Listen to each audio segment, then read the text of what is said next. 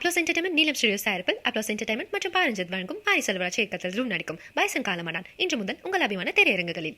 தாவேகாவின் அங்கீகாரத்தை ரத்து செய்ய கோரி வழக்கு தொடரப்பட்ட நிலையில் தாவேக அங்கீகரிக்கப்பட்ட கட்சி அல்ல என தகவல் ஒன்று கிடைக்கப்பெற்றிருக்கிறது. மேலும் விவரங்களை எமது செய்தியாளர் சுரேஷ் வழங்க கேட்கலாம். சுரேஷ், இந்த வழக்கின் பின்னணி என முழு விவரங்களை பதிவு பண்ணுங்க.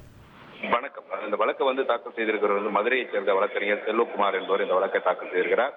அவர் தன்னுடைய மனுவில் கரூரில் தமிழக வெற்றி கழக தலைவர் விஜய் பிரச்சாரத்தின் போது ஏற்பட்ட கூட்ட நெரிசலில் சிக்கி பெண்கள், குழந்தைகள் என 41 பேர் பலியாயிருக்கிறார்கள்.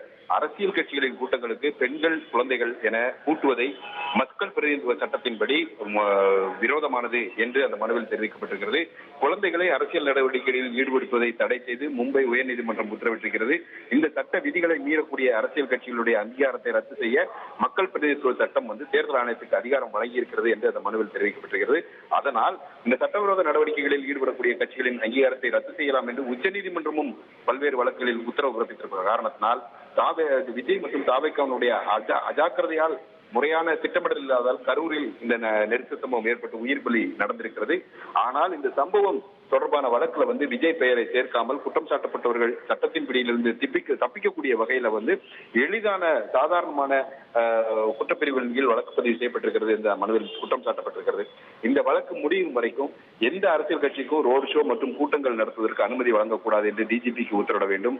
அதே போல அரசியல் கட்சிகளின் கூட்டங்களில் பெண்கள், குழந்தைகளை ஈடுபடுத்த தடை விதிக்கும் சட்ட விதிகளை கண்டிப்புடன் பின்பற்ற உத்தரவிட வேண்டும் என்றும், இந்த விதிகளை மீறிய தாவேகாவினுடைய அங்கீகாரத்தை ரத்து செய்ய வேண்டும் என்றும் மனுவில் கோரிக்கை விடுக்கப்பட்டிருக்கிறது. அது மட்டுமல்லாமல் இந்த கரூர் சம்பவம் தொடர்பாக விஜய் மற்றும் தாவேகாவினர் மீது சிறார் நீதி சட்டம், குழந்தைகள் தொழிலாளர்கள் தடை சட்டம் ஆகிய பிரிவுகளின் கீழே வழக்கு பதிவு செய்ய வேண்டும். அதே போல உயிரிழந்தவர்கள் குடும்பத்திற்கு குறைந்தது 1 கோடி ரூபாய், தலா 1 கோடி ரூபாய் இழப்பீடு வழங்க தாவேகா தலைவர் விஜய்க்கு உத்தரவிட வேண்டும் என்றும் அந்த மனுவில் கோரிக்கை விடுக்கப்பட்டிருக்கிறது. இந்த வழக்கு தலைமை நீதிபதி MM ஸ்ரீவஸ்தவா மற்றும் நீதிபதி அருள்முருகன் அடங்கிய அமர்வில் இன்றைக்கு விசாரணைக்கு வந்தபோது தமிழக வெற்றி கழகம் கட்சி அங்கீகரிக்கப்படாத கட்சி என்பதால் அந்த கட்சியினுடைய அங்கீகாரத்தை ரத்து செய்ய வேண்டும் என்ற கோரிக்கையை எழுப்ப முடியாது என தேர்தல் ஆணையம் தரப்பில் விளக்கம் அளிக்கப்பட்டது.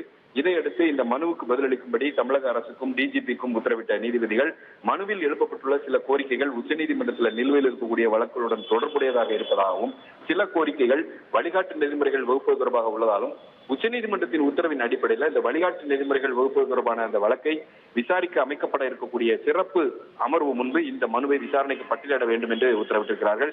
அது மட்டுமல்லாமல் கரூர் துயர சம்பவத்தை சுட்டிக்காட்டி அரசியல் கட்சிகளின் ரோட் ஷோ நிகழ்ச்சிகளுக்கு வழிகாட்டு விதிமுறைகள் வகுக்க கோரிய அனைத்து வழக்குகளையும் ஒரே அமர்வு விசாரிக்கும் என்றும் தலைமை நீதிபதி அமர்வு தெரிவித்துள்ளது. விவரங்களுக்கு நன்றி சுரேஷ். அப்ளோஸ் என்டர்டைன்மெண்ட் நீலம் ஸ்டுடியோஸ் தயாரிப்பில் அப்ளோஸ் என்டர்டைன்மெண்ட் மற்றும் பாரஞ்சித் வழங்கும் பாரி செல்வராஜ் இயக்கத்தில் ரூம் நடிக்கும் பைசன் காலமானான் இன்று முதல் உங்கள் அபிமான திரையரங்குகளில்.